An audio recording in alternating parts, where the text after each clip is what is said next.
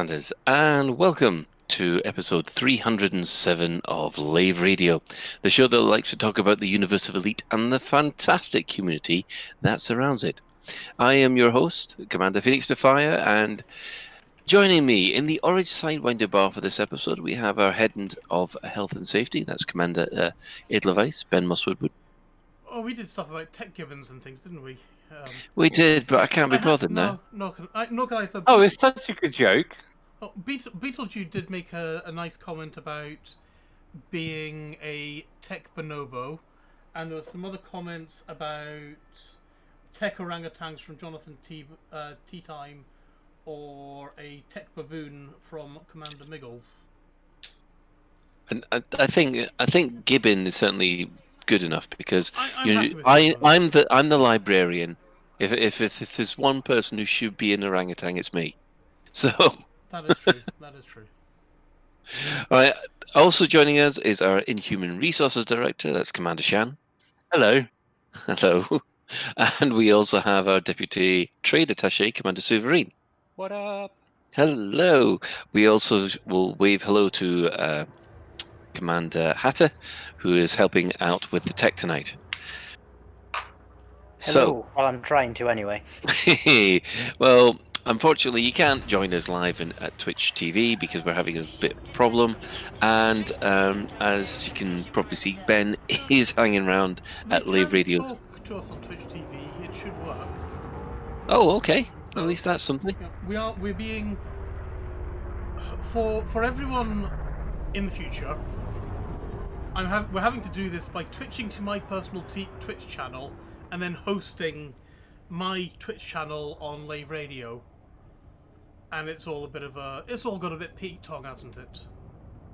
Pete Tong is an understatement because at the moment I can't even access Lave Radio. But I can see you on Twitch, so that'll do me.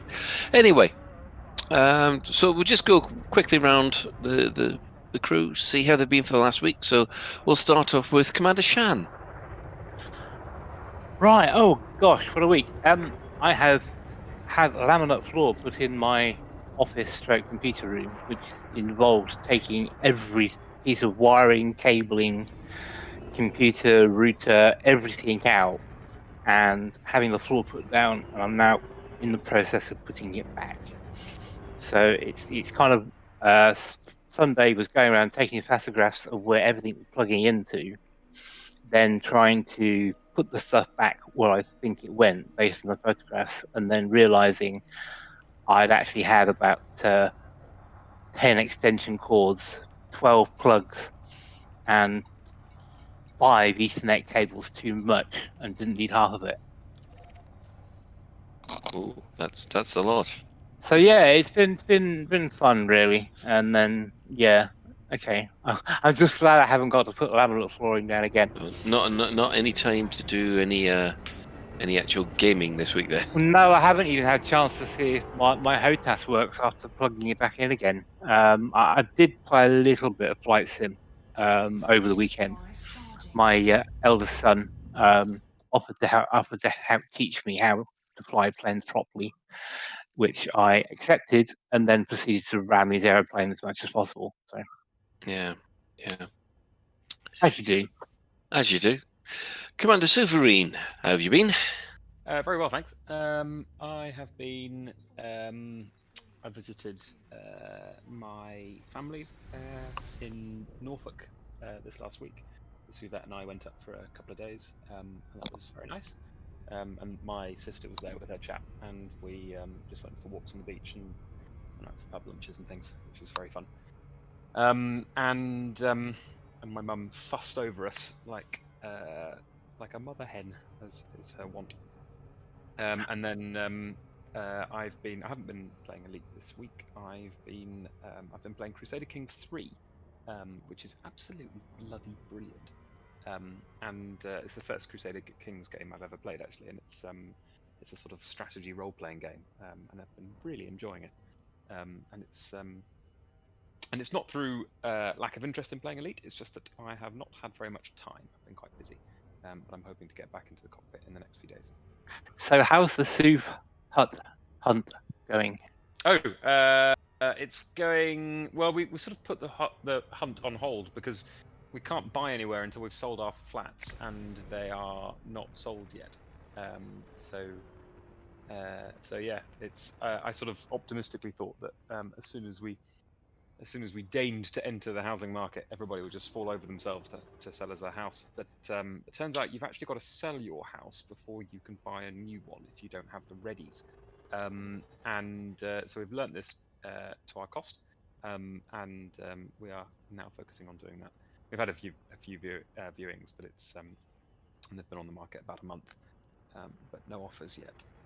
But I think it might be because our estate agents are clinically useless. They just stuck it on Rightmove and then ignored it. And occasionally I sort of say, any bites, and they say, oh well, I'll check the clicks, and I'm like, why are you just checking the clicks? Why are you not actually driving people around and showing them? So they seem a little bit passive. So we might switch to somebody else before too long.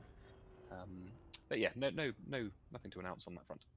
WeBuyAnyhouse.com. Not quite at that stage of desperation yet. Ben. Right, what have I been doing? I went to the Tenant the other day. That was good fun.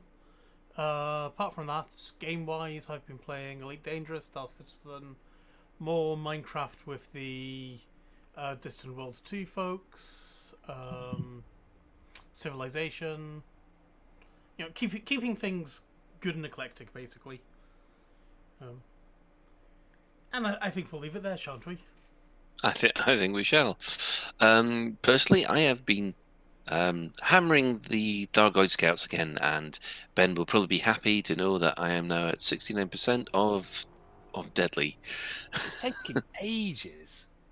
I know it's the most efficient way to get it, but bloody hell, it's getting from Deadly to Elite is well, I'm only playing that particular commander for about quarter of an hour a day. Right. Okay. So 1% a day is it's taking its toll, because most of the other time I'm playing on the power play commander. I'm playing that one for blooming hours. It's weird. I mean, like I keep on saying, I didn't expect power play to get its teeth into me that deeply, if you see what I mean. And yeah, I'm still flying from one system to another and avoiding the feds. But I now have a nemesis. I can truthfully say I have a nemesis. So far, I have been hammered by Commander LX JFTB in the home system of the Emperor herself 3 or 4 times. I managed to escape him last time, so I was over the moon about that. But yes, he flies for Hudson, and he's very good.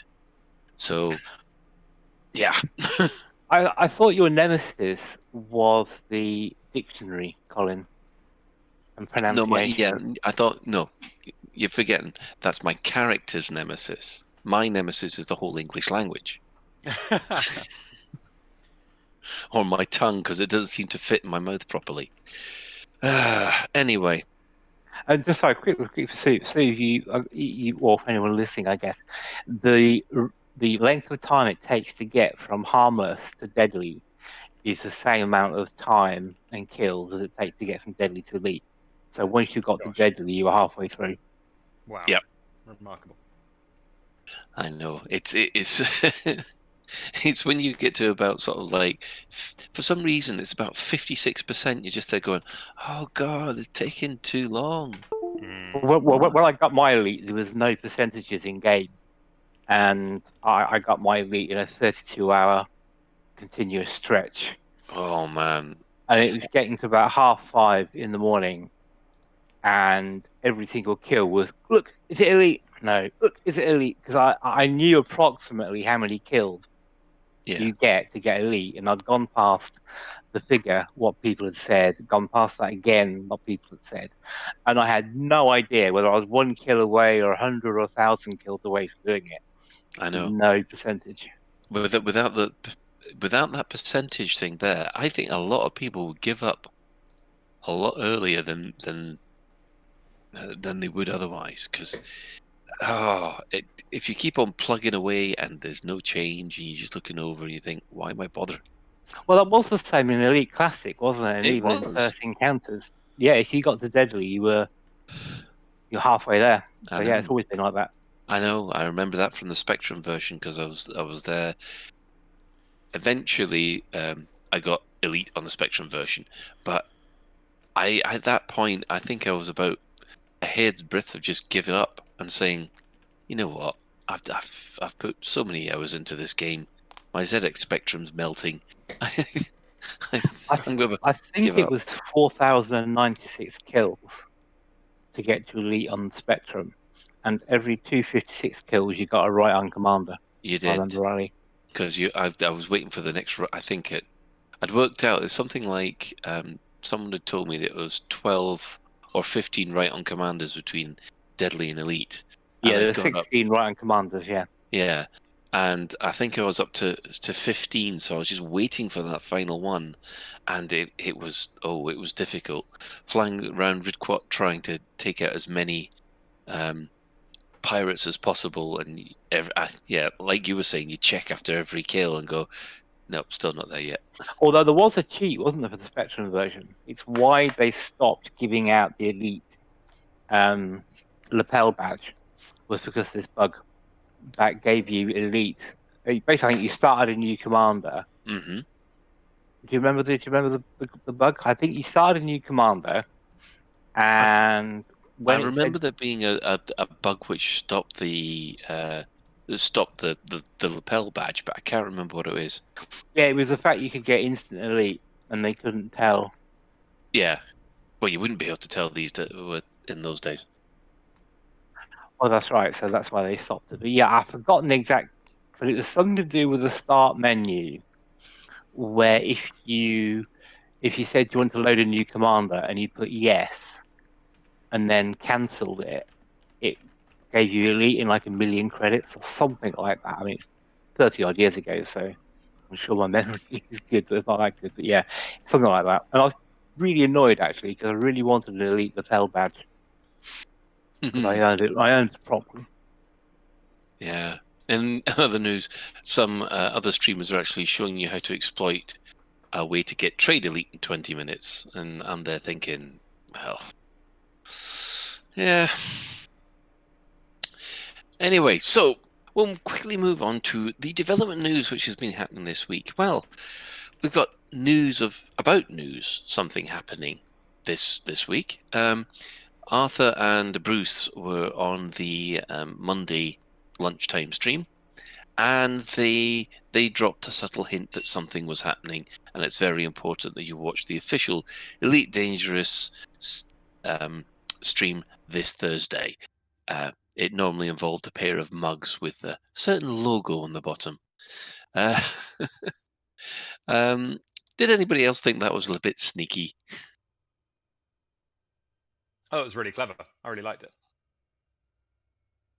No, I thought it was Thargoids to begin with, but I have been corrected because due to my bad eyesight, I've been corrected that it is the Galnet logo. Yeah, it does look a bit like a Thargoid.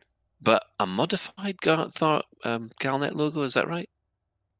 No, I think it's the original one. But there are two versions. There's an older one which had 8 arms, and there's a newer one that had 7, I think. And at some point in Elite's early development, they changed it from 8 arms to 7 arms for reasons best known to themselves. And I think they were using I think the CMs were using the older one, and some people have been saying that choice is significant. More sober voices are suggesting that maybe they just Google search for the logo and that's what came up.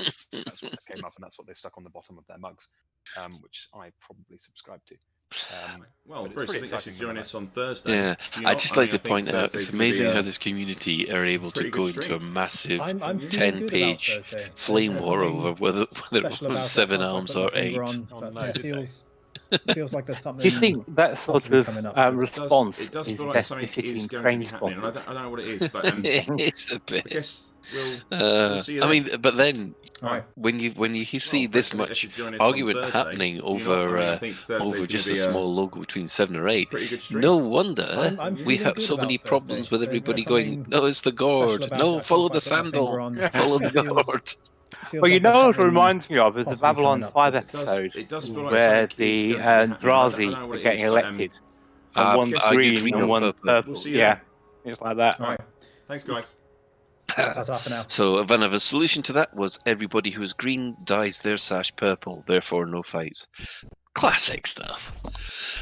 Spoiler So alert. actually, Frontier, if they want to settle the issue, you should just raise that blank mud. Or just have them bottom, I'm with this idiot, and then an arrow pointing. Anyway. In addition to that, Elite Dangerous had a small patch today. Yesterday rather, and it had an update 3.7.05. It was very small and basically fixed a couple of small issues.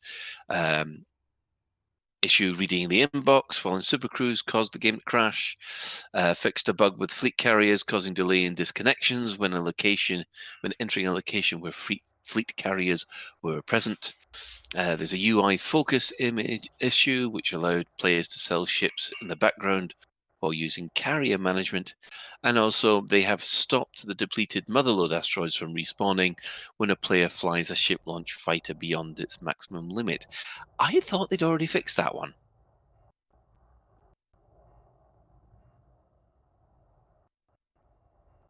No, I'm the only one? Okay. Afraid so. Yeah. As a side note, Dom from the mission development team has been on the forums helping commanders who've been getting stuck with certain types of mission. So if you have been struggling with bounty missions or the unidentified wreckage missions, we've included the links to those discussions on the show notes. And Dom's being very, very level-headed and very helpful. So please don't be nasty to him. We want his help. Now, one of the things that we missed for the discussion last week was that in one of the articles, it said that new commanders will have a choice to start on planets on foot rather than in space. And I just wondered if I wanted everyone's opinion. I mean, does this mean that it's kind of like you have to start out on foot and work your way up to getting a ship? It's cool. It's interesting. I wouldn't have thought that you. I'd be very, very, very surprised if that was the case. The game isn't set up to be like that. I imagine what it is that you can start on foot and your sidewinder is in a hangar, and that you go and collect it. It's given that they're already coding the possibility for you to not be in your ship. It doesn't seem a particularly difficult change. To just let that be a start location. It would be, put it like this: if they didn't give you a if they started you without a spaceship, you wouldn't have many options to your options for getting your first spaceship would be very limited, and basically just the on foot missions that you could do at planetary hubs. And for a game that is very much a space sim, it would be very strange if they insisted that new players played for several hours without going to space before they could afford a spaceship. Interestingly, on a similar linked note, Star Citizen is being designed so that when you start with a spaceship, but if you lose your spaceship, it is possible to have no spaceship in Star Citizen. It's possible to fly without insurance and to lose it in a crash, and then just to be stranded at a spaceport with no starship. And the idea is that in that game, because you can be a passenger in other people's ships, or you can stow away in other people's ships, that you use your guile to get out of the situation, or you do wing missions with people until you've saved up enough to buy a new starship. Elite is not structured like that. I don't think they're going to allow us to be passengers in each other's ships. So I doubt that that's going to be. I doubt that they will let you start with no spaceship at all. That would be fun though, wouldn't it? 'Cause can you imagine like a huge Le Mans start with people sprinting towards to nick a ship and then leave other people stranded, or actually more likely you'd nick a ship and then you just strafe everyone running Yeah, can you imagine that? There's 5 ships and 30 commanders all running for him. Oh god. Be Yeah. like in Hunger Games, wouldn't Yeah. it? I was thinking more like Cannonball Run, but of course Shan would go straight to the Hunger Games, wouldn't he? Ah, I'm thinking of the Dark Knight scene with the Joker breaks a pool cue in half. I've got 2 places. Sorry, I've got 1 place in my team, and there's 2 of you. Tryouts. oh god, yeah. Fight over my co-pilot's chair. Ah, dear. Well, moving on from the development news, like I said, there's supposed to be this big hint that something's happening on Thursday. We'll have a look at the in-game events which have been happening this week. Now, apparently, there's been a bit of tension over in Leasty, which has now been resolved. Ben, can you talk about this? Yeah, I probably can actually. So, right, Commander Down to Earth Astronomy, who also we're talking about this anyway in a bit, but he got married at the weekend, so yay. But also his in-game faction Terror X and a few other Federation factions saw that they thought Leasty was essentially unoccupied and unmanaged, not knowing that the Alliance had interests there. And so Terror X went off and made a move on Leasty. Not surprisingly, the Alliance factions who were babysitting Leasty using in-game non-player factions got a bit upset about this. Words were said, guns were traded, things like that. But now, after lots and lots of diplomacy and things like that, the Alliance and the groups who were wanting to get Leasty for Terror X have come to a compromise solution whereby apparently the Alliance is going to help Terror X get a less contentious system in the old worlds, apparently. Not quite sure what one they're going to go for, or if anyone's babysitting it, because I'd have thought, personally, I'd have thought that most of the old worlds are fairly contentious, but contentious issues. But God, I'm as bad as Colin today. But we'll see what happens there. But the Alliance are happy, Terror X are happy, so I guess that's good for them. And peace is broken out once again in Leasty, so yay!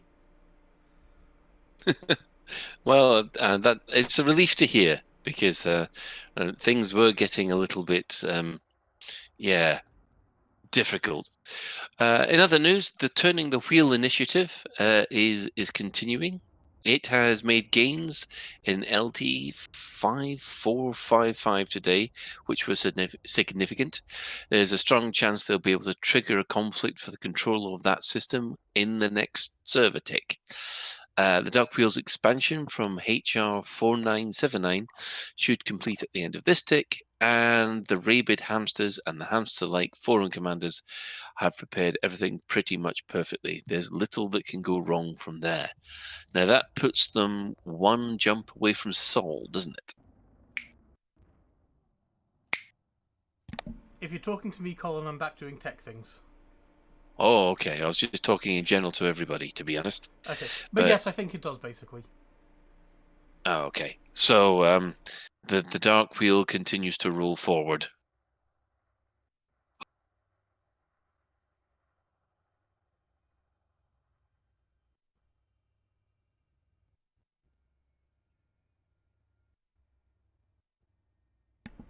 And we've lost Colin. And Souv. We're going well tonight, aren't we? Where's Souv gone? Oh no, Souv's just walked in. Okay, and Colin's just walked in. I seem to be having trouble myself. My network is gone a bit nuts here. I do apologise. Yeah, it's I think multiple disconnects and reconnects happened all in one go then. Yep. Right, Souv, do we have you back? I'm not saying it's aliens, but I heard Souv clicking. And I see Souv flashing, but I don't hear Souv. No, my... Okay, well, Souv's probably got nothing important to say anyway. Keep going, Colin. Right. Okay. Well, in other news, we had the store alert this week. No newsletter, of course, but there are plenty of new ship skins for Eagles and the Diamondback Scouts. So I guess that's everything to do with Frontier so far. Ben, do you want to try and run an advert, and we'll come back with the main discussion? I can try that. I'm just checking. Is anybody actually recording this? I'm hoping Hatter is. I've got physically no way to record it because nothing's working, so I've not. Oh, I so literally can't. you're not even going out to the radio stream? No, I mean, I said to Cal before, like, literally, it's not working. I can't get anything to actually send anywhere. I guess I can probably download the video from Twitch, and we can hopefully, Twitch, we should be able to get the we clip should be from able to there, and get then something from there and stitch Grabbing something coffee. together. Back at Okay, Oh, so okay. Should we try these adverts then? yeah, let's try the adverts. Okay. Wish us luck. It's Onion Head, so double luck.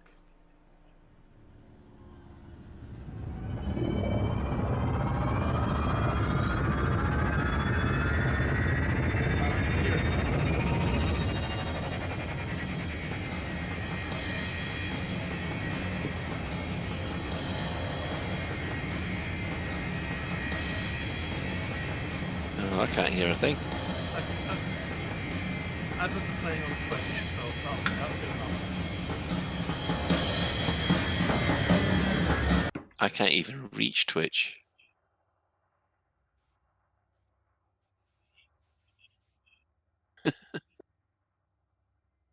Openers. Choose good health, low cholesterol and ship insurance. Choose fixed interest loan repayments. Choose a space station. Choose your friends. Choose leisure wear and matching luggage. Choose a paint job and hire purchase in a range of f***ing colours. Choose decals, exploration and wondering where the f*** you are on a Sunday morning. Choose sitting in that chair, running mind-numbing, spirit-crushing trade routes, stuffing f***ing junk food in your mouth. And choose rotting away at the end of it all, pissing your last in the void with no one out there to hear you, bury or do anything as you drift away in cold space. Until some f***er comes along to steal your ship, your cargo and your clothes, leaving your bones floating out in space. Choose your future. Choose life. But why would I want to do a thing like that? I choose not to choose life. I chose something else. And the reasons? There are no reasons. Who needs reasons when you've got onion head?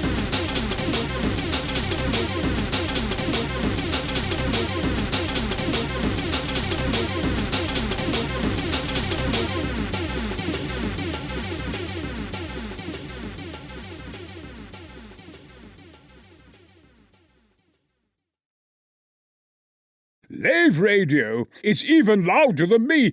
Wait a minute. That can't be right.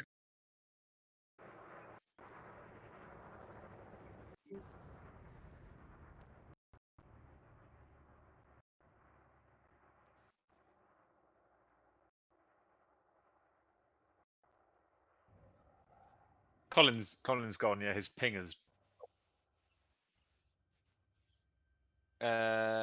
Sure. Right, where were we?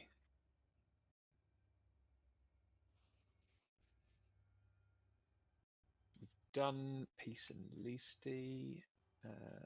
Yeah, cool. Okay, exciting. That's good. Right, turning the wheel is the next thing. We haven't done. Did we? It must have been when I couldn't hear anything. Oh yeah, sorry. I've just spent 10 minutes not being able to hear anything. Main discussion. Okay, well, with what looks very much like the Galnet logo on the bottom of Arthur Tolmie and whoever it was, is Bruce's mug. Yeah. the hint is strong that that Galnet will be returning, and especially and also they emphasise very much that that we should keep our eyes peeled on Thursday, which is quite interesting. So yeah, come Thursday, what do we think we're going to get? What's your view, Ben? My view is, where's all the knobs and dials gone? Shan's going to have to pick up here. What do you mean, knobs and dials? Between knobs and dials, sorry. I mean, I'm playing with knobs and dials and trying to make sure things are working and wobbly bits are wobbling and all things. right, okay. You know. Okay, listeners. Are we on air now? Yes, we we're are. on. Yeah. Welcome back, Shan.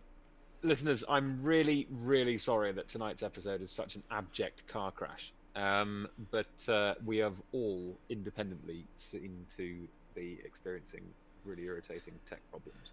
Everyone so for the next Twitch down is having tech issues, aren't they? Yeah. So I'm afraid what you have for the next few minutes is the Shan and Souv show. Shan, right? I'm sure we can argue.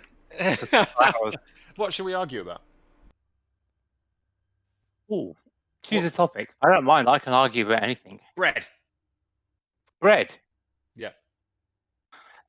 I tell you what I don't like about bread.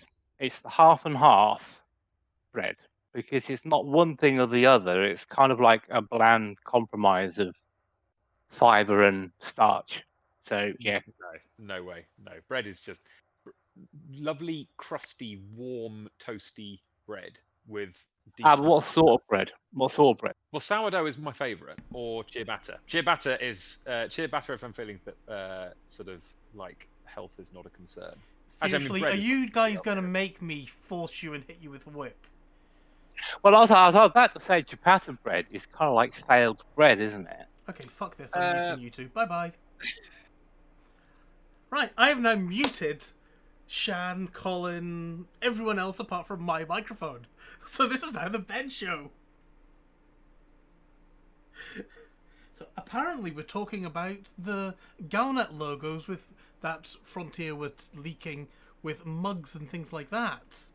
And is it a return to Galnet? Is it a what? We don't know. Personally, I think we're going to be getting story. But Shan and Souv, if you promise to behave yourself, I'll turn you back on. But do we think they're going to be covering stories? Do we think they're going to be covering the Emperor being replaced? Do we think it's going to be more in-game events like for sake of argument, would Frontier be covering what's been going on recently in Leasty? Or what do you guys think they're going to be covering? Well, the Are thing we allowed to talk now? is that when you're toasting it and trying to spread things on it, the Where's bubbles that are mute so button gone again? The very worst you can put on it is margarine. Oh, because God. again, that's half bread. I'm going to kill the pair of you! Right, sorry, yes, Galnet. I reckon we're going to get a Galnet story. I reckon we are going to get some Galnet. I reckon it'll be fun and interesting. And Actually, Stu, sorry, can I interrupt? Do you think the Galnet logo looks like something they would make on Bake Off?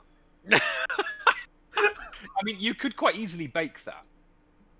I agree with what Commander Ventura is saying to me now, telling me to do a kick ban on the pair of you. What's a kick ban? It's where I kick you and don't let you come back in. That's a ban, isn't it?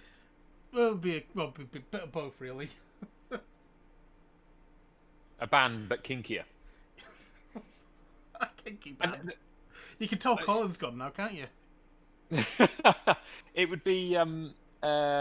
I think you'd be a brave man to bet against there being a Galnet story on Thursday. I think the key is what's it going to be about, because lots of things.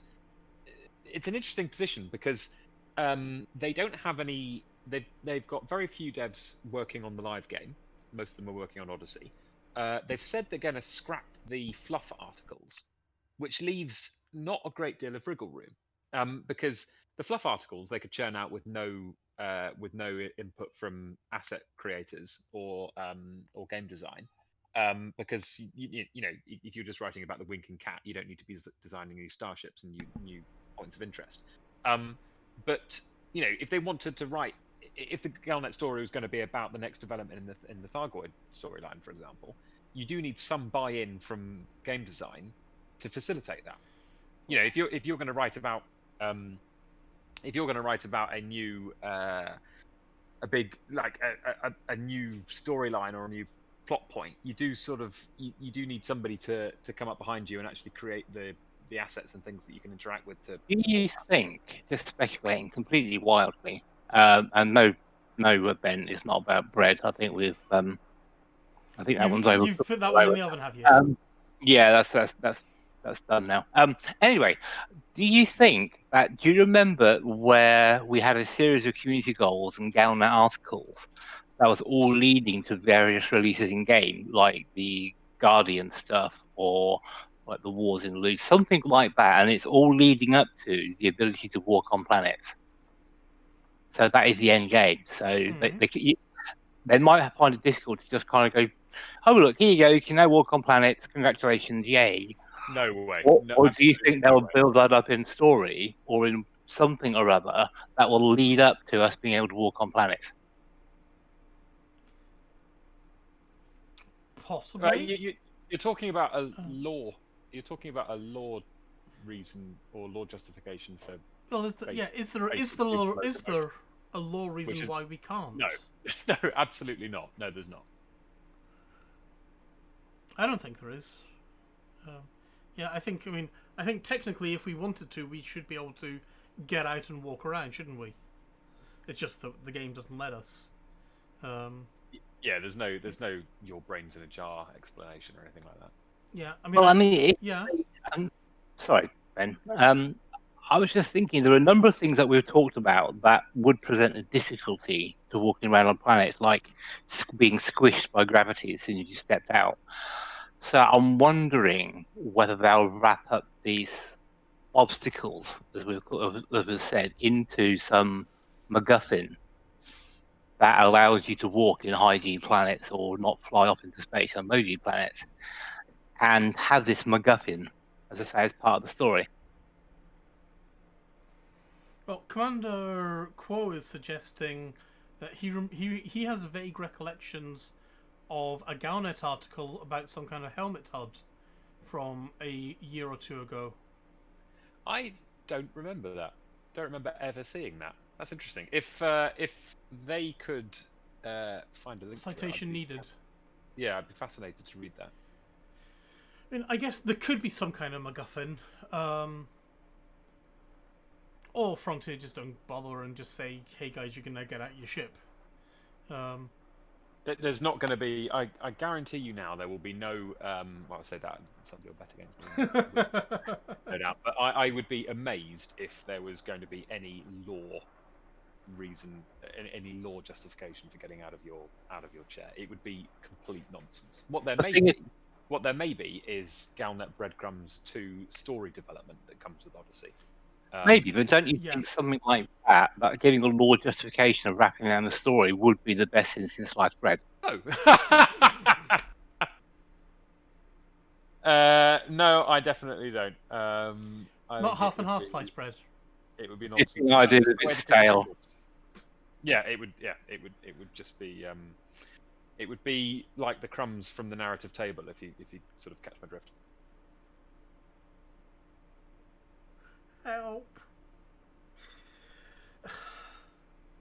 Yes, Norman's giving us into trouble. He's going to come in and shout at us if we're not careful. He is actually showing up in his ear.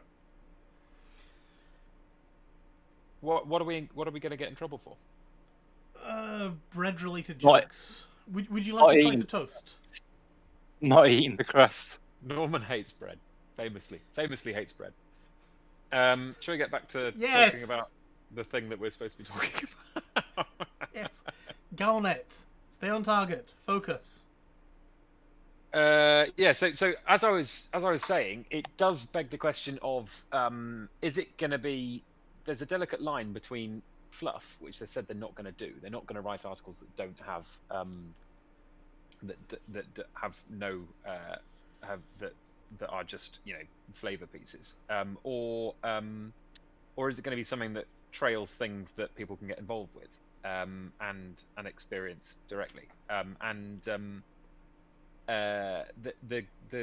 sort of middle ground between those two does not leave many options, I don't think. Does that make sense? I don't think it does, to be honest, Souv. Oh, okay. All right. So I guess my point is, if you're going to write, if you write a Galnet article about the winking cat, for example, Yes. there's no you do not need game design to get involved in that, because you're not going to be creating any assets, or there's not going to be any CGs, or there's not going to be anything that players can get involved with that is supported by that story about the winking cat. It's just a fluff piece.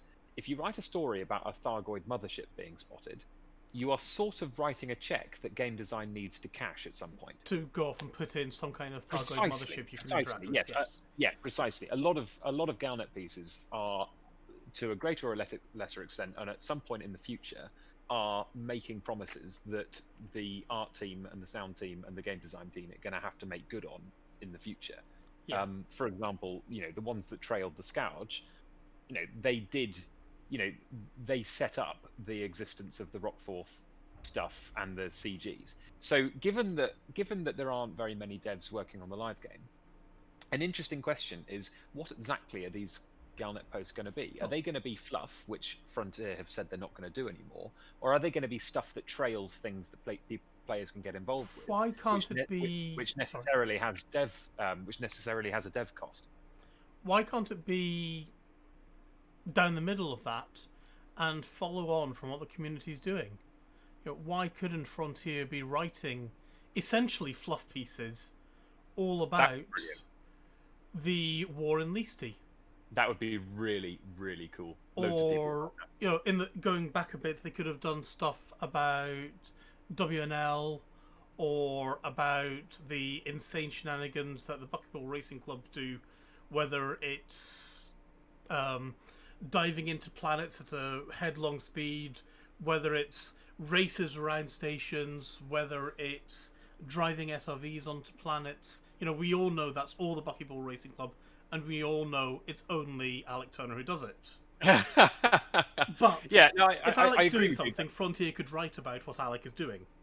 That would be very cool. And it would. It's not something they've ever done before. It's not something they've ever done before.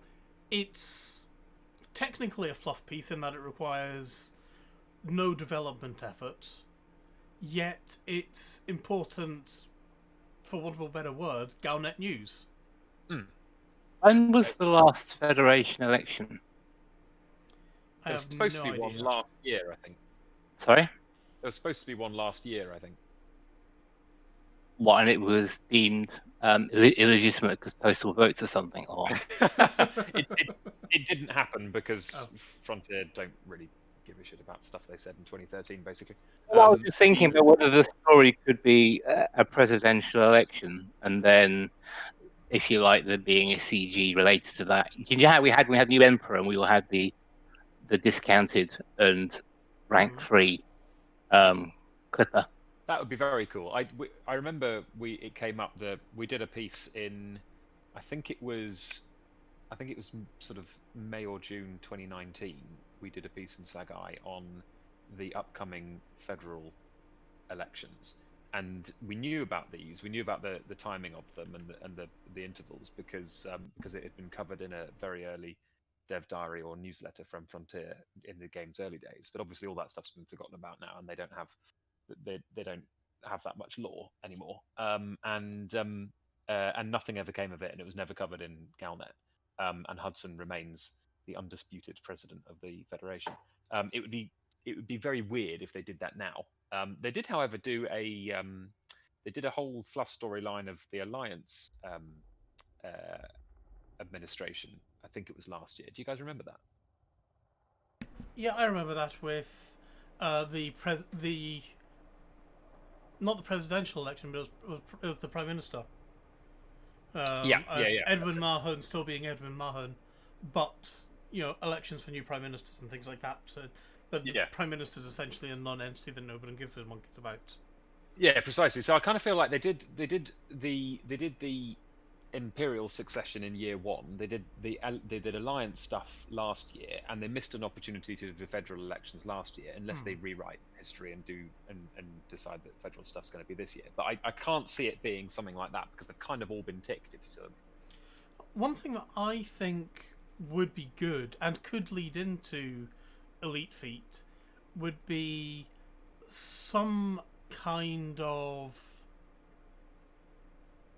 for want of a better word again, odyssey that we have to go on, and we're essentially investigating things, and all of a sudden come next year sometime, Q1 next year, we can't continue that investigation in even an SRV, let alone a great big, spaceship that's the size of the Statue of Liberty. We have to take it down to a finer grain and get out and actually investigate on foot and things like that. So, there's only so much that your SRV can find. So maybe you actually need to start. Come next year, we'll have to get out and have a look. Yeah. You mean something like the Yodel van containing your spacesuit is broken down on this planet somewhere? Well, I was more thinking, what I would love is, how the Guardian sites have what looks awfully like human-sized doors in them. Yeah, I would love to be able to walk through those human-sized doors, for example. What smaller than people? Pardon? Weren't the Guardians smaller, height-wise, than people? No idea. Or am I thinking of elves? I thought elves were taller. Well, depending on whether you're looking at which form of elf. Anyway, I don't know. No, Guardians, they were about 2 meters. I'm sure they said that. You're gonna make me go and check this in game now, aren't you? Yeah. You talk amongst yourselves. You try and stay on topic. I'm gonna go and have a look and see how big the Guardians are. How much bread do you think? For the record, Norman actually does like bread. He watched it during the 80s. He thought it was a very good TV show. Yes, I was just thinking, so how much bread do you think Odyssey will make Frontier? Do you think it will be financial expectations? Definitely a fair amount of dough, certainly. I'd be very surprised if they weren't rolling in it afterwards. Keep going. I was about to say it'd be quite good if their lead designer was called Greg, wouldn't it? Because Shan, try and stay on topic. I'm actually getting pissed off now. Ben's just trying to sort the wheat from the chaff. Okay, from now on, this podcast is gluten-free, okay?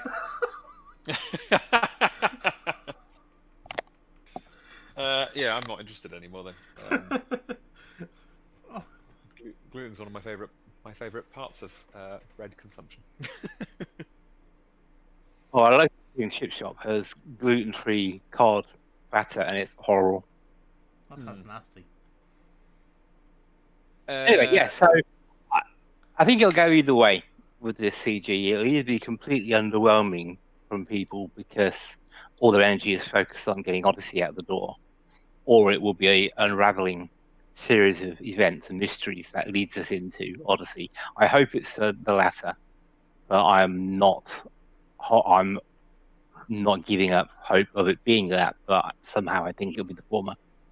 So you don't think there's the potential for it to be a self-contained story? Well, we won't know if it's self-contained until after Odyssey comes out, because it may seem a self-contained story, but contain links to things that come, so we can't tell if it's self-contained till after the event. Yeah, that's true. Yeah. I guess the Federation thing would be self-contained, but say a Guardian snipe hunt leading into getting out on foot, it wouldn't be self-contained, wouldn't it? Oh, and for the record, the Guardians were a bipedal race, and the typical Guardian was taller and more slender than the average human. They had small round eyes, a vestigial nose, and 4 digits on each hand. Their vision was superior to that of humans, and while their sense of smell was poorer, their senses of hearing and touch were roughly the equivalent of our own. So, yeah, slightly taller than us. What was the average human? Pardon, Souv? What was their sense of taste like? Doesn't say. Probably very poor because they probably invented McDonald's or something like that. And just Well, most of taste is actually based on smell, so I suspect it probably That's true. is quite That's a poor as very well. good. That's a very good point. Vestigial nose. Yeah. So they wouldn't, for example, be able to discern the delicate aroma of gently rising bread. Oh, and Beetlejuice is recommending Diso Marcorn for a superior alternative. Famously. Yeah. so they couldn't then. So how did they move house easily then if they couldn't have baking bread and hot coffee on the table to make the nice smells? Well, they have AIs for that, don't they? Yeah, that's true. Ooh, it could be the Guardian. The Galnet story could be about the Guardian AI, couldn't it? Mm-hmm. The hidden caretakers of our galaxy. Wouldn't that be exciting? Could well be. Could well be. I guess my point is that it's like if it's not going to if it's not going to take up too many dev resources and it's not going to be fluff, it would make sense if it's more mystery, if it adds to the mysteries already in the game, like where are the Guardian AI and what happened to Halsey, that stuff. That would be that would be what I would do if I was trying to reinstate Galnet cheaply without taking up too many developer resources. How many people would remember that story? Thousands. Oh, you have a previously on Galnet News, don't you? That'd be cool. I don't know. I mean, I don't think they need that really. Somebody on the forum pointed out the other day that that people just that all the stats of how many people read an individual Galnet piece in the game itself is one thing, but actually, arguably, the biggest consumption of them is how much they're discussed on the forum and elsewhere. And there are loads of aggregators that scrape Galnet and compile it in various places.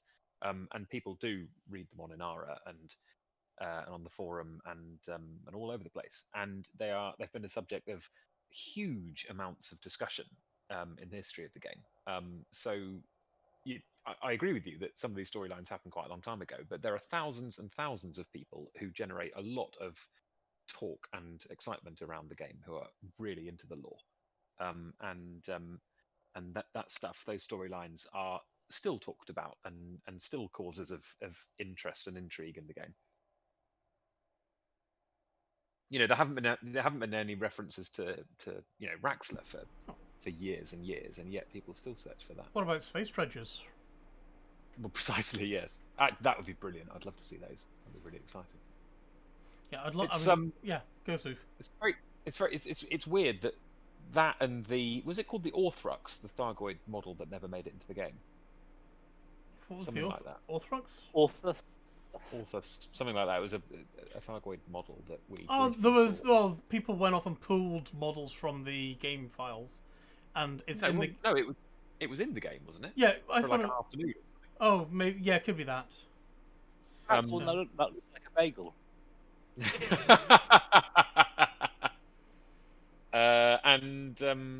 It seems odd to me that Frontier would make assets like the Space Dredger and the Orthrus, or whatever it's called, and sort of create behavior for them, and then they wouldn't end up in the game. So only for them to not end up in the game. Sorry. So potentially they've got like a little bank of things that they've made that they could slot in if they wanted to fairly cheaply. So yeah, maybe a cheap way of doing Galnet meaningfully would be a little storyline about space dredgers, culminating in the reintroduction of those. Yeah, Witherspoon, Tuplex, and DJ Wiley are all saying that the author spawned at an engineer base and then vanished. Yeah, it was at Payload's place. Yeah, it was in the live game, yeah. Extremely briefly. But it's run away now. I guess we'll see what happens and when it happens, won't we, with that kind of thing. But yes, there are definitely assets in the game files that haven't been used yet. Yeah, so you could potentially chuck new content in without a huge amount of effort if you used something like that. I wonder how much developer time creating some more interstellar initiatives using in-game existing assets would take.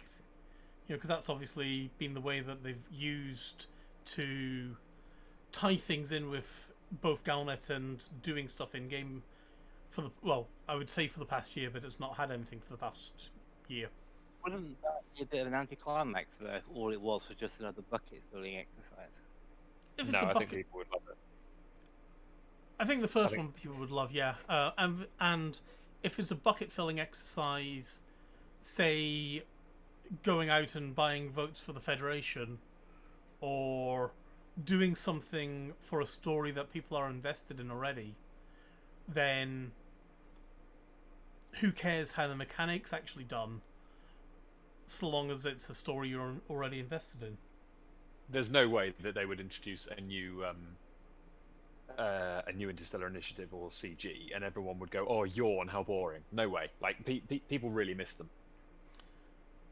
They do, but does the first one have to really start with a bang? You know, you first one back. I kind of feel you need to grab people, and so it would be awesome if they grab us and we all go, "Wow, we got this again." And if it's just a case of, well, here's a bounty hunting CG, and please go and fill us with 10,000 bushels of grain, then that would be a bit meh, wouldn't it? Yeah, it would. But the thing is, I mean, that's the meat and potatoes of CGs. That's how it all works. Yeah. But you wrap it up in something that people are invested in, so it's not, we're not delivering bushels of grain. We're buying votes for the Federation. Same mechanic, exactly. different thing. Yeah, so there are ways of doing CGs that would be interesting. They don't have to be really prosaic stuff. So basically, your bread and butter. Basically, I mean, the CGs well, the CGs did used to be my bread and butter. Back in the day. Yeah. Yeah, me too. What other things do you think? Let's just go wild speculation. So, Shan, if Frontier could do anything, and they've been working on it for who cares how long, who cares how many developers, what kind of story thing would you like to see Frontier release on Thursday? Story plot or mechanic? Both. Mechanic, I would want something where it was possible for the players to lose. I like losing. A meaningful loss. Yeah, if you remember back, there was the CG that people failed, and then they found out we couldn't get gimbal beam lasers or something like that failed. And then Frontier listened to the crying and gave them to us anyway. So something of consequence that the players will kick themselves for not completing or doing. Mm-hmm. Because there's nothing like having the player base fail to motivate them to not fail next time. Yeah, please suck less. It's boring. Yeah. I enjoy that, Ben. Okay. So what about storyline for a player to fail or not fail, Shan?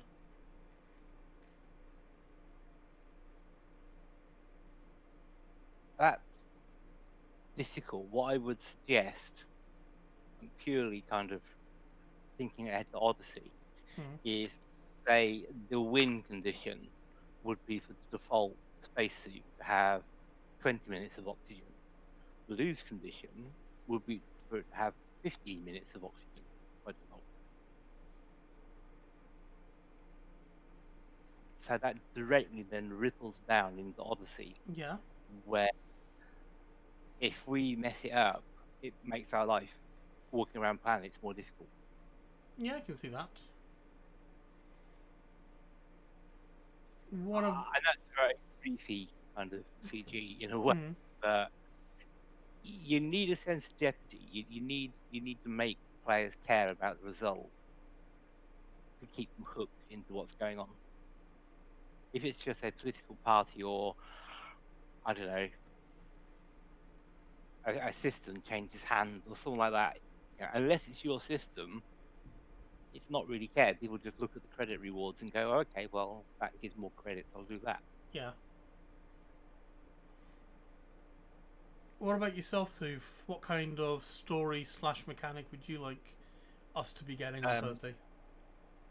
I would like the the Guardian story to carry on. I think the game there's too many mysteries in the game. There are too many things that that Frontier have hinted at and not driven forward at all. Why was that Diamondback Explorer moving sideways very very fast near Obsidian Orbital? Why was Gan Romero suddenly struck by visions and left his family with no explanation? Why was Halsey talking about seeing the unseen caretakers of our galaxy and then never mentioning it again? Why is all the Thargoid signals pointing back to the one system in the Col 70 sector? There are so many things in the game that we don't know, and some of them. Diamondback Explorer had been explained. I don't think it's explained. I think it was dismissed. I can't remember it being explained. If somebody can explain it. Apparently, it was Obsidian Ant and Lave and Brandy trying to dock. That's almost exactly what actually Commander Vanator is saying, and he's saying the answer to all of your questions, Souv, is drugs. Just remember, kids, drugs are bad. Okay. My point is that there's loads and loads in the game that doesn't necessarily need a whole lot of developer activity to make it interesting. I really hope that somebody at Frontier has the answers to these questions. I really hope that they didn't just say like, oh, let's chuck a load of breadcrumbs into the game. Lol, we don't know. We've made all this stuff up. There's no meaning behind any of it, because that would be really frustrating and quite disrespectful. But I don't think that's the case. I think that Frontier do have the answer to all of those questions in Frontier Towers, and they have chosen not to tell us yet, which is great because mysteries are fun. But we've had a couple of years with nothing moving forward now, and it would be quite fun to see a bit of movement on some of those mysteries. So I would really, really love to see a bit more, to see those storylines progressing. I'd love to see a Galnet post about an academic's new paper on the Guardian AI and speculating on where that could be, or a Galnet post revisiting Gan Romero and finding out where in the galaxy he is and whether he's seen any more visions. I'd love to see an interview with Halsey where she extrapolates a little bit or elaborates a little bit more on what she saw that day when Starship One went missing. There's loads and loads of things in the galaxy that are absolutely captivating mysteries that have just stayed still since late last year, or actually early last year, I think. So yeah, that would be my preference for what Galnet spits out on Thursday. Just picking up from where you've left off, what I would love times 1,000, and this is definitely verging on game mechanics. Is at the moment, obviously, Galnet News is purely a textual thing with a text-to-speech substitute in there, so you can sort of listen to it read by an AI reading English badly, or reading Spanish or German or Russian and things badly. Yeah. Imagine if using the new in-game models that are being developed for Odyssey, you actually had a video of that interview with Halsey. A bit like what Commander the Machine goes off and does, except completely using in-game assets. That'd be cool. That would be really, really cool. Remember the videos that people found in the game folder? Oh yes. Yeah. Where they were like a mission pack. There was a mission pack thing, yes. You mean something like that? Oh, I'm more thinking actually just having Galnet's News have a video channel as well. So we would see Halsey saying her interview. We would see an unnamed commander investigating the Guardian ruins, and then who knows what happens to him. Find some eggs. Well, we've already found eggs in the Thargoid ruins, haven't we? They're not eggs. Well, no, there's eggs up on the ceiling. Or there's something that looks suspiciously like eggs up on the ceiling. Yes. Oh, it's so Geiger-esque, isn't it? I love the yes.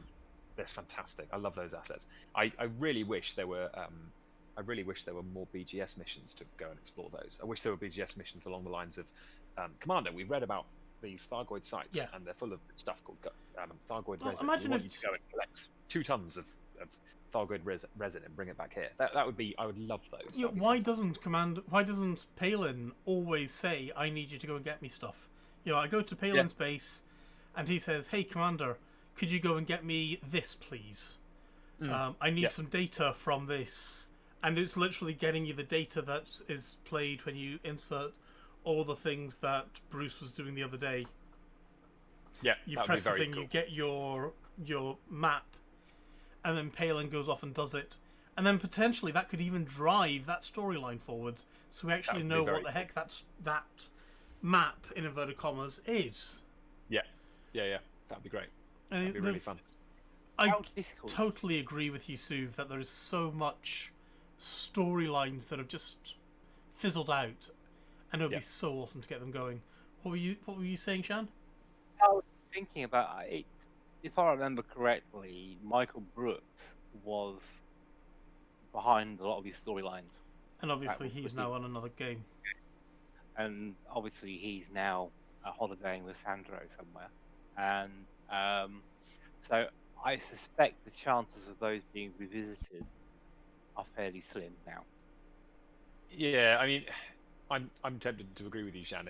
The cynic in me, I feel like there's a war between the cynic and the optimist, but the cynic in me wants to say, like, look, come on, guys. The only reason that stuff was in the game in the first place is because Michael Brooks is a great dungeon master. He's moved on.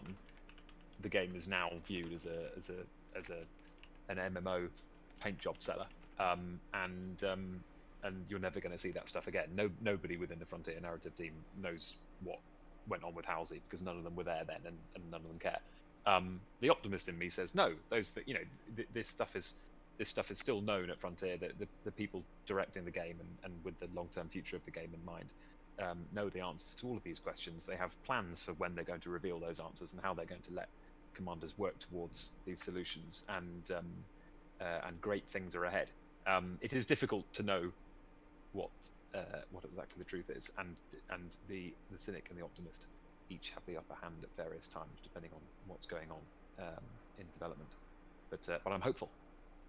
About that, is going to come up eventually. Is the longer they leave it, the less and less players actually remember it and are therefore invested in it. It's almost like you're rebooting a TV series from 30 years ago. Well, it's not like reboots haven't been successful. I was thinking about, no, it's a reboot, what with the same people in it, if you see what I mean. It's never the same as you remember it. So I'm just thinking that. And also, I like the idea there are mysteries that will never be solved, because not every mystery needs a solution.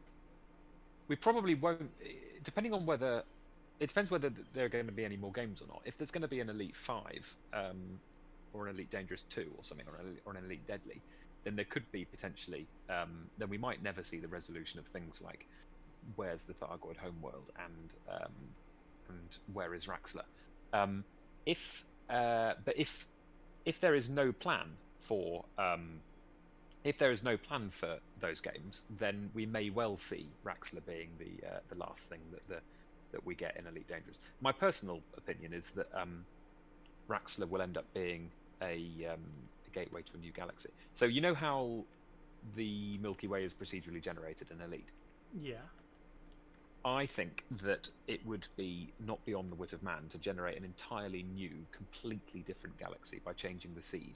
And I think that what Frontier could do as a potentially relatively inexpensive way to give the game massive, nearly infinite replayability would be to basically have it so that Raxler is a planet-sized device which grants basically a wormhole to another galaxy, and players have to, and in the final year of Elite Dangerous, like in 15 years time or something, players spend a year deciphering clues and doing CGs to discern the whereabouts of Raxler, and then that is discerned, and then we finally unlock it, and boom, it is a portal to an entirely new galaxy, maybe Andromeda, maybe somewhere completely different. Don't you? Sorry? As soon as the first clue was out, Canon would solve it in 10 minutes, and the whole year's True that. Maybe, but if it was my game and I had a lifetime in mind for it, that's what I would do.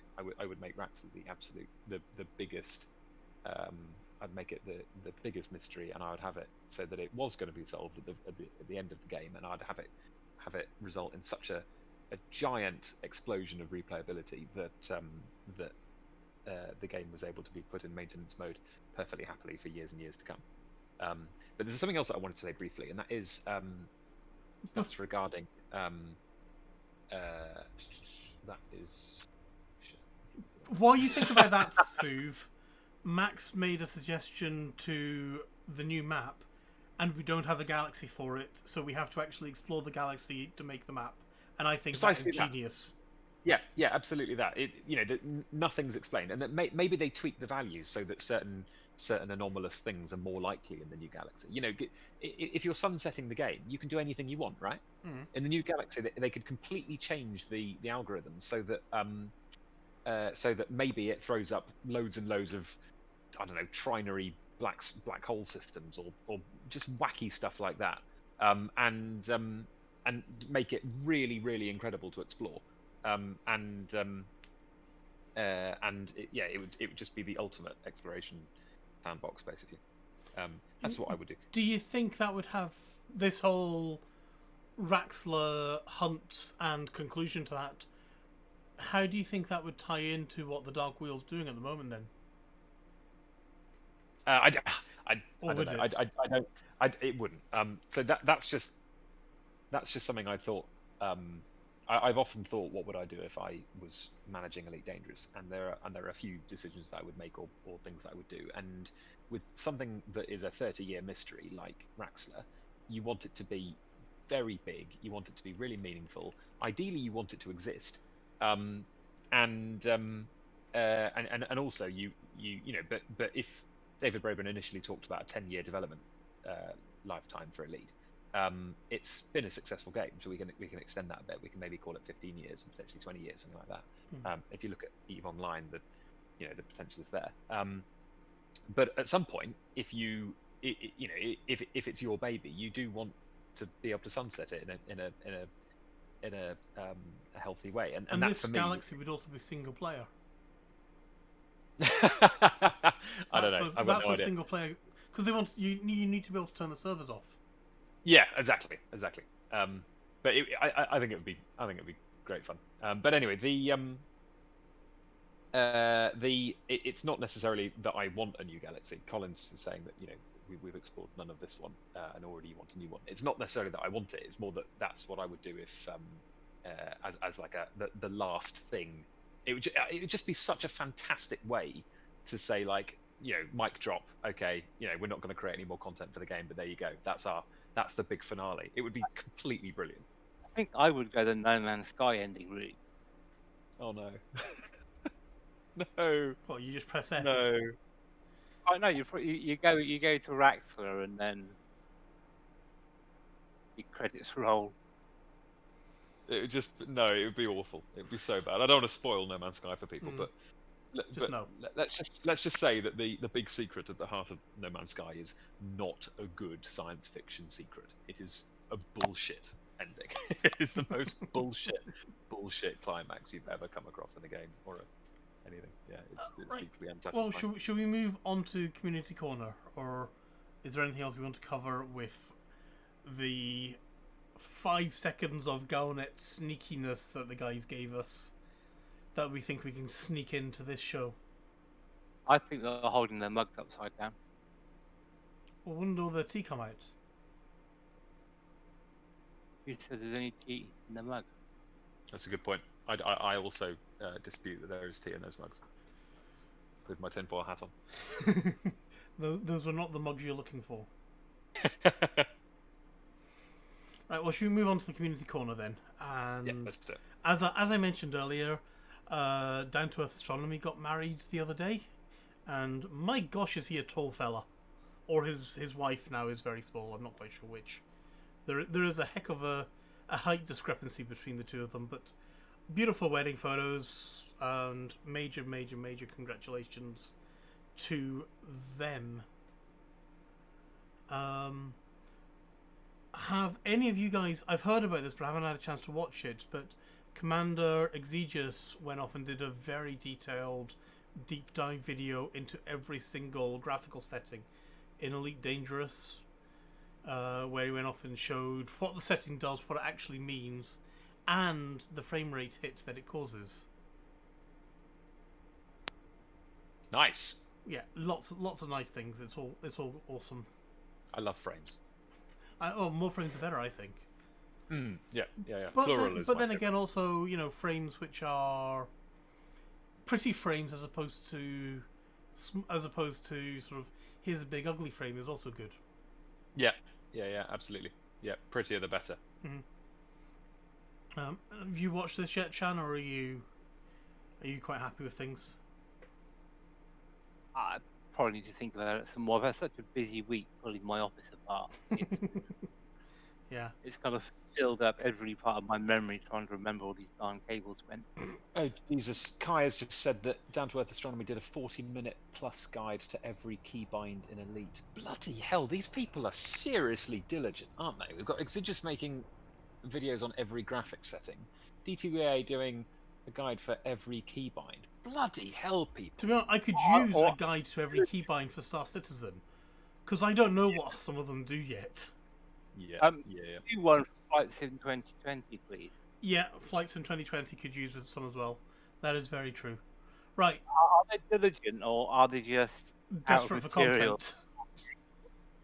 I mean, if he hadn't just got married, I would be suggesting that Down to Earth Astronomy probably needs to find a girlfriend. But given that he's just got married, that would actually probably not be very helpful advice.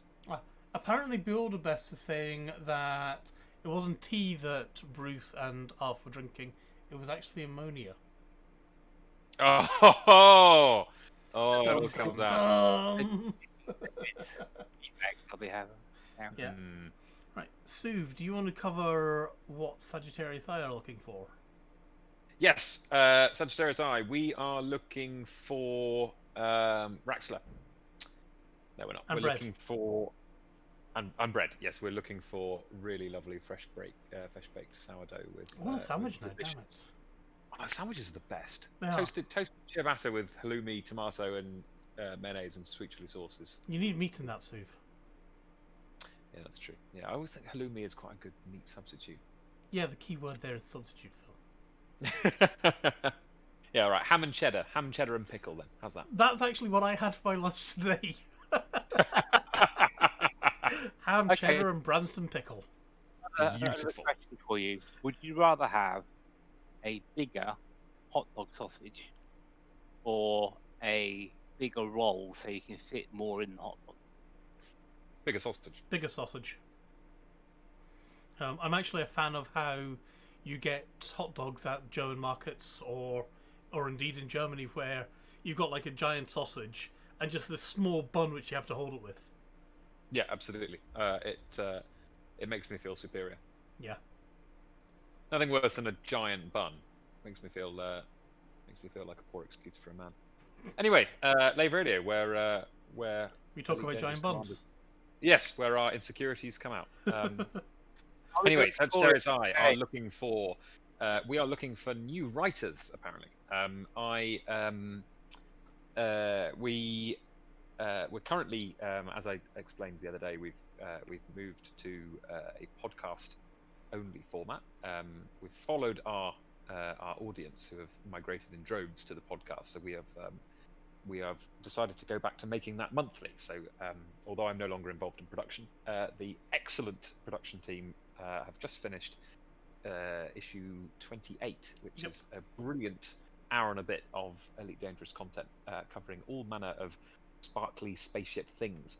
And we have, or the team has decided that we'd quite like some fresh blood in the writing team. So if you can write, if you can type on a keyboard and write things about spaceships and understand where commas go, then email info@sagittarius-i.com, or actually it might be editor@sagittarius-i.com. You do have a web page which you are pushing out as well.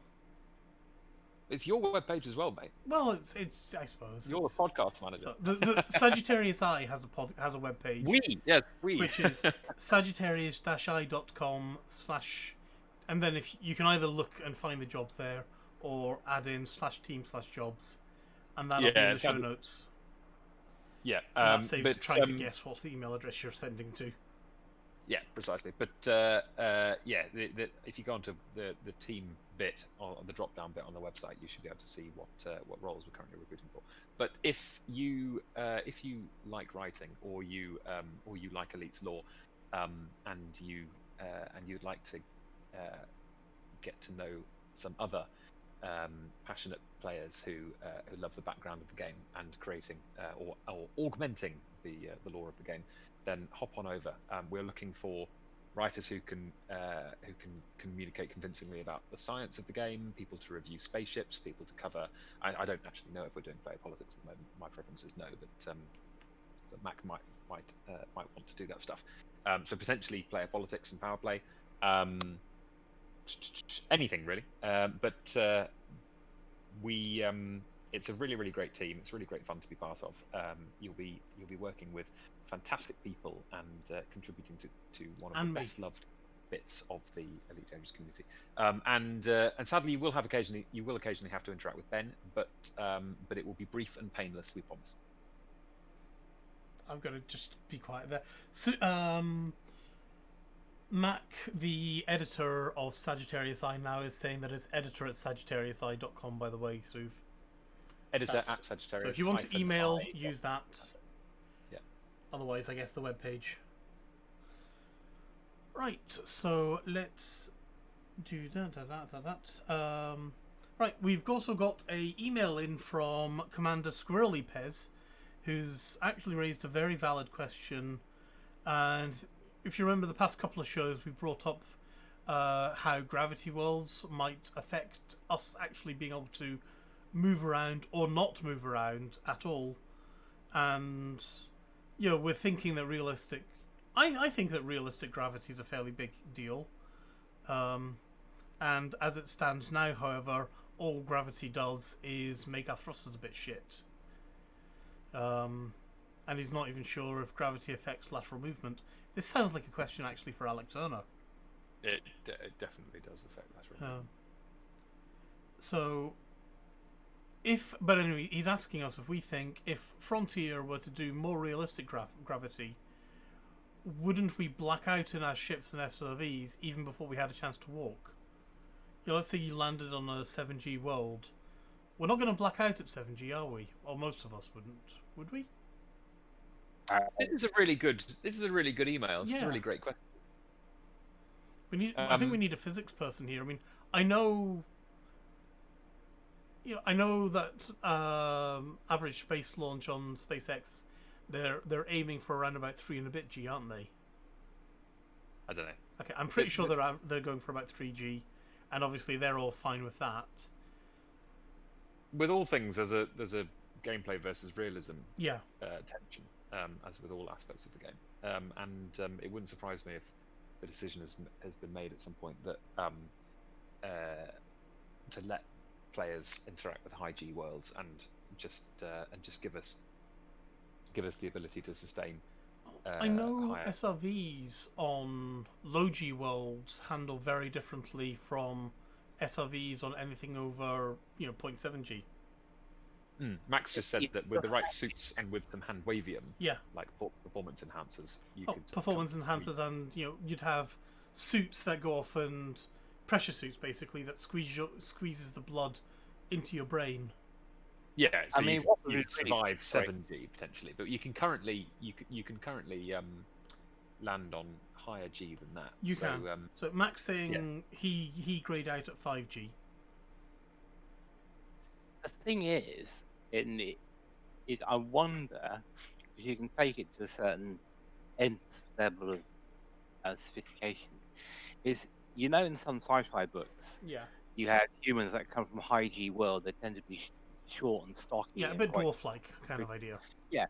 So, will you be able to tailor your avatar to emulate if you grew up on a higher? Oh, I like that. Because if you remember in The Expanse, Yeah. you had the Yeah. belters, which really struggle The skinnies. on any sort of gravity. Yeah. Yeah.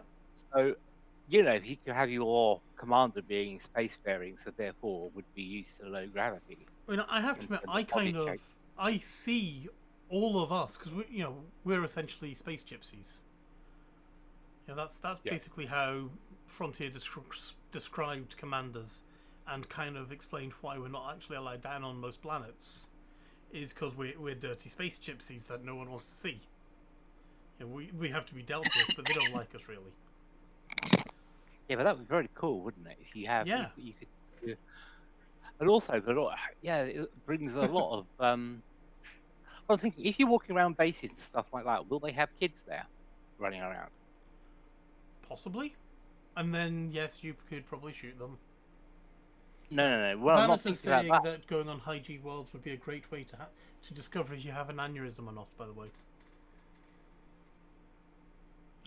and Kaizen is saying at high G over time your heart would basically say nope, and yeah, that's definitely a thing. I know we're better at we can cope with fairly high Gs over a very short period of time. If I remember, like in a crash and things like that, the human body will be all right. But when it's a good few minutes, then yeah, you're kind of smegged. I think they'll have some hand wavy MC.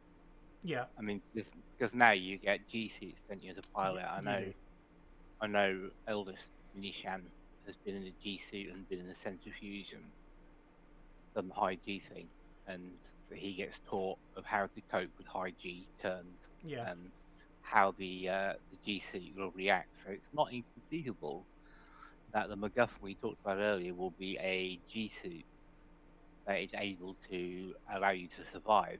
And if you think about it, our SRV, when we go around high G worlds in our SRV, the gravity still affects us even though we're in an SRV. Yep. So we must have some hand wavium things. Vitadyne nanomeds is what Kaizen's saying to us. Is that margarine? Possibly.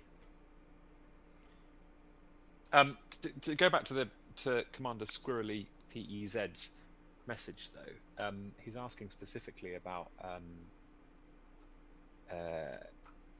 realism in gravity. Yeah. I don't actually think that gravity is unrealistic in Elite. The way that players respond to it is slightly unrealistic. As it like, I don't know whether it's. I mean, we're 1,000 years in the future in the Elite, or 1,300 years into the future in the Elite Dangerous Galaxy. So actually, any sufficiently advanced technology is indistinguishable from magic. There's no reason that actually Frontier can't just say, sod it, we're in the future. Players have, humans have found a way to, performance enhancers basically negate the effect of gravity. We're all fine. Which would mean that you don't need to. We don't need to worry about things like graying out, blacking out, or redding out. The interesting point in his email for me is that he says that he doesn't think that the spaceships behave particularly realistically in gravity. I think they do. I think I mean the speed bowlers are the people to ask about this, but my impression of gravity in Elite is that it's actually pretty realistic, and your lateral and vertical thrusters do behave fairly realistically when you're on different on worlds of different gravities. Do you guys, do you agree with that, or is there something I've missed? It feels fairly realistic. I'm more thinking about when I'm on an SRV than when I'm in my ship. I mean, I have, I know when I land on a high G world, you can really tell the difference when we're landing on a 0.1 to 0.3 G world versus landing on, say, a 2 or 3 G world. You really do notice the difference in your ship's handling. Yeah, absolutely. Yeah, and you really notice the difference in your SRV's handling. Yeah, absolutely. And they've got those little thrusters on the wheels that either push away or cling closer to the Earth. Indeed. I think at the end of the day, so long as if we're on a low G world, it feels like we're bouncing around on a trampoline. And when we're on a high G world, we find it hard to even just like shuffle a step. That's probably realistic enough for most of us. But I would like to see good. Yeah, it's going to be interesting to see, given that the game's prop gen, presumably it will be difficult for Frontier to forbid us to. I mean, they could always just say that actually you can't land on any world with gravity above X, or you can't get out of your SRV on a world with gravity greater than X. But that seems a bit clumsy. It doesn't seem like the kind of thing they'd do. Yeah. So presumably we will have the situation where players can walk around on 10G planets. It'll be very, very interesting to see what Frontier do there, because they historically, when they can, tack closer to realism than they do to gameplay on that axis, that tension that we've discussed before. So it will be really interesting to see what choice they make there. Yeah, agreed. Right, so moving on, Commander Jules Verne, who works for the charity Everyone Can, is taking part in a 24-hour charity stream, Game Together. Now, Everyone Can is a society that encourages every disabled person to realise their potential, and they're able to dictate the course of their own lives and play an active role in society. They believe in a society that includes disabled people and not excludes them. So basically I don't want to say they're a bit like special effects, but there is an element of crossover there, I think. Jules Verne was telling me when we were just talking about things, one of the things they go off and do, that they're based up Manchester way, and they'll go and basically the host events and trying to get sort of disabled people all in together and streaming with or just playing games with each other there by the sounds of things. But anyway, so more information about that can be found at everyonecan.org.uk, and the links to that will obviously be in the show notes. And the 24-hour stream will be running from 10 a.m. on Saturday the 26th of September through to 10 a.m. on Sunday the 27th. They're a small charity, and any money they can get is obviously going to be really, really gratefully accepted, because they're little and diddy, and they need every penny they can get at the moment, because they've not been able to do any local things and so on. So anyway, our sister station, Hutton Orbital Radio, they go off and they do their broadcasts usually on a Thursday from 8:30, and you can watch that at tv.forthemog.com, and the audio for that is going to be at radio.forthemog.com. For Colin's discerning friends who enjoy a bit of CQC action, you can go and join in the CQC Discord at discord.me/EliteDangerousCQC. Thank you very much to everybody who's enjoyed this burned loaf of an episode. We've just had fires everywhere, as will probably be visible in the stream, definitely, and most likely it'll also become visible in the podcast as well. And I feel really, really sorry for whoever's going to be editing this. I know that Ventura was offering Souv the task, but we will see. Ventura's saying Souv again. Good. I look forward to doing that job that I have no idea how to do. That's excellent. So, if there's a way to butcher this episode any more than we've already done, then get me you editing to edit it. is definitely the way to do it. Right. Do you guys have any final words you want to say? Yes, I want to thank Souverine for making me want to go off and make some toast and honey. Oh, I've got honey as well. That's nice. Honey. Oh, yeah. My mum gave me a jar of honey when I was there this week. That's, I can have some toast and honey for my supper. That's a nice idea. I could do that as well. I could have that as a snack. Toast and honey. Shan, I could kiss Genius. You if you weren't so crusty, I would definitely consider it. Oh. Right. Anyway, so that's it for another episode of Lave Radio. If you want, you can get in touch with the show by emailing us at info@laveradio.com. You can look us up on on Facebook at facebook.com/laveradio. We are on Twitter at laveradio. We have a Discord server which you can join in by going to discord.io/laveradio. We also have a TeamSpeak server where commanders hang out and chat, which is at teamspeak.laveradio.com. Are you guys sensing a theme here? I'm definitely sensing a theme here. Please get in touch with us if you have any questions that you'd like to discuss about us that you'd like to discuss with us in the future, like Commander Squirrely, Pez went off and dud. So thank you very much to Colin, thank you to Shan, thank you to Souverine, thank you to Hatter, Ventura, and Psycho Cow for trying to get the sellotape out. Thank you to everyone on Twitter. Thank you to everybody in the Elite Dangerous open game for not killing me while I've just been spinning around basically doing nothing, trying to keep an eye on knobs and dials. I don't actually know if I have an outro, but we do have a Galnet news. I guess live will see what we see. Podcast will get what they get. And whatever you get, please be happy with it, because let's face it, it's free. Anyway, so Lave Radio is recorded live on a Tuesday evening from hopefully about 8:30, and God help us all through hell or high water, streamed out at laveradio.com/live. So until next time, Commanders, fly safe, and if you can do that, fly dangerous.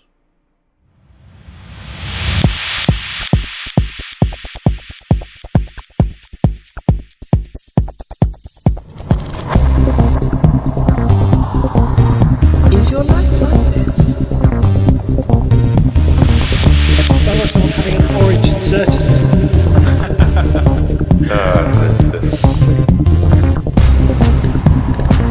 Need a safe word. Space can be loaded.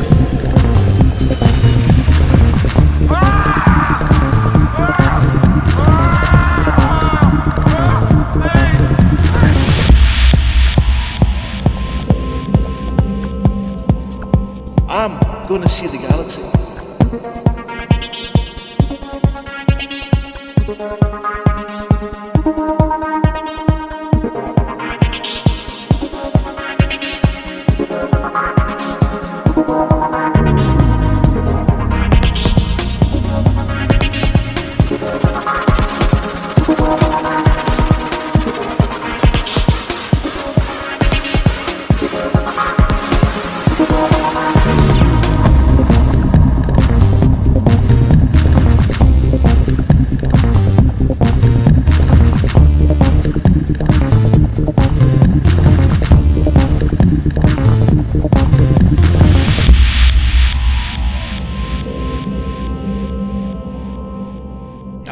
Damn it. No worries, guys. Hold the fort for 2 seconds. I'll be right back.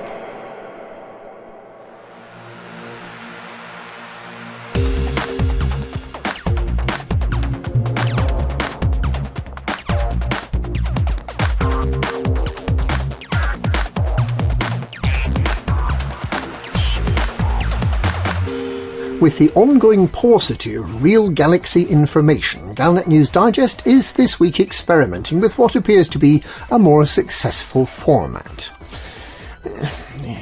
It's slightly embarrassing. Sit back, turn your ship over to your Kovas and relax. We're turning on Super Cruise Assist.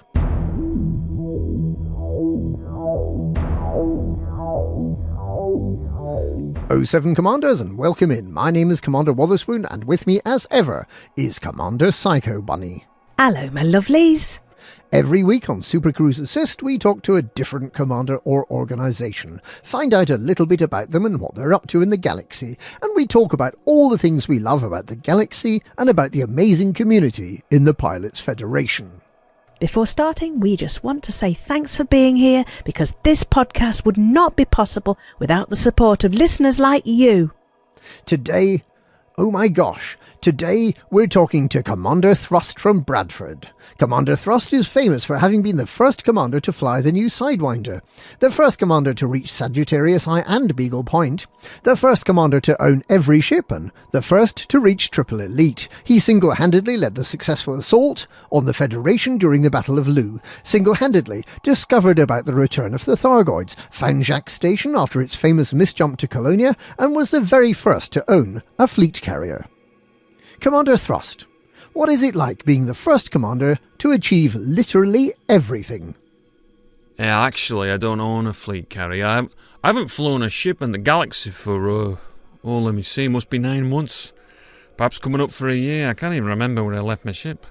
Probably halfway towards Hutton Orbital. Well, that's the thing, isn't it? Everyone can forge their own trail. There's no point sitting around waiting for the Pilots Federation to give us all meaningful things to do.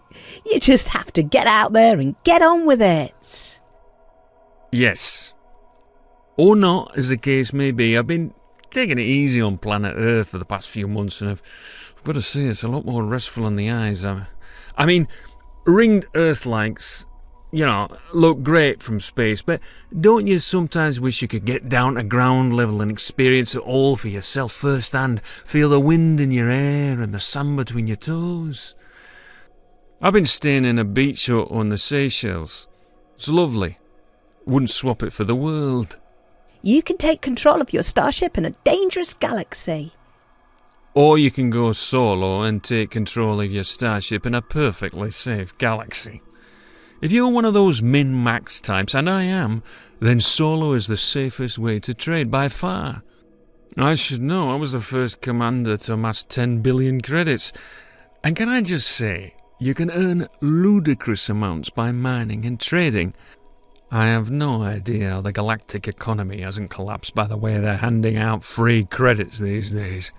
And you can use all sorts of tools like EDMC and EDSM and Coriolis and ED Shipyard and Inara and that other obscure one that I keep talking about that no one else has ever heard of.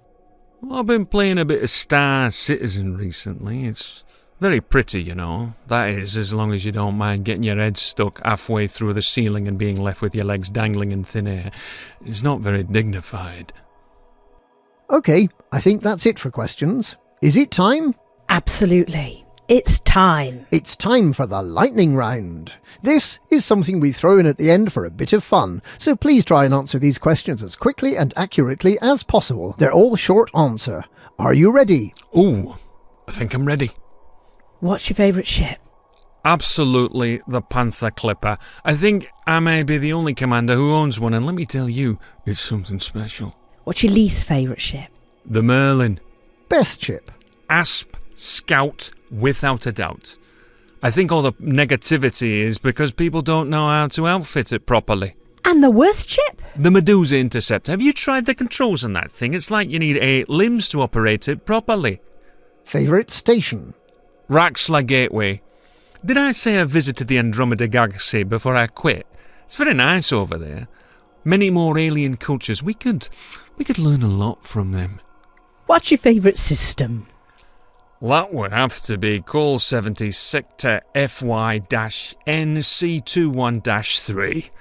The Thargoid Interceptor production lines are a sight to behold, I have to say it.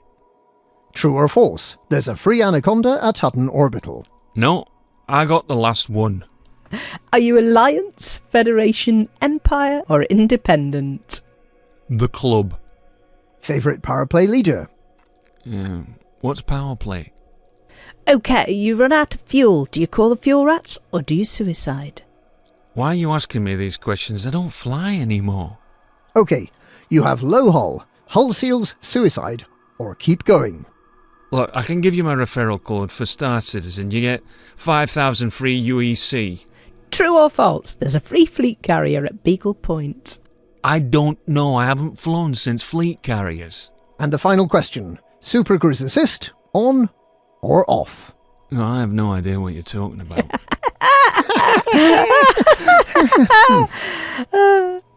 Wonderful. And I must say, one of the best things about the community is how supportive we are of each other. I have no friends. Well, there we are, Commander Thrust from Bradford. He's such a lovely bloke. Until next week, this is Commander Wotherspoon. And Commander Psycho Bunny. Handing the controls back to you. Super Cruise Assist, off. Am I getting paid for this?